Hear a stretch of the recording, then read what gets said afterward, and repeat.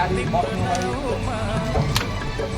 जानलाई एकदम राम्रो छ यो सिमबाजुदेखि काठमाडौँदेखि नवलपुरसम्म यात्रा गर्नको लागि कम्फर्टेबल सिट छ। अब यहाँ हामी है अझ पछाडि पनि राम्रो छ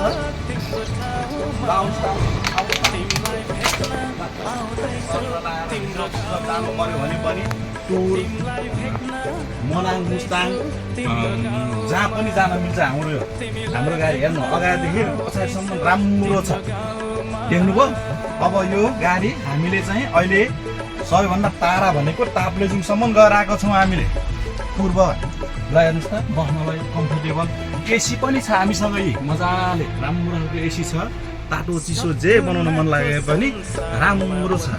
ल आउनुहोस् बस्नुहोस् र हामीले स्क्रिनमा दिएको नम्बरमा तपाईँले कल गर्नुहोस् रिजर्भको लागि। ल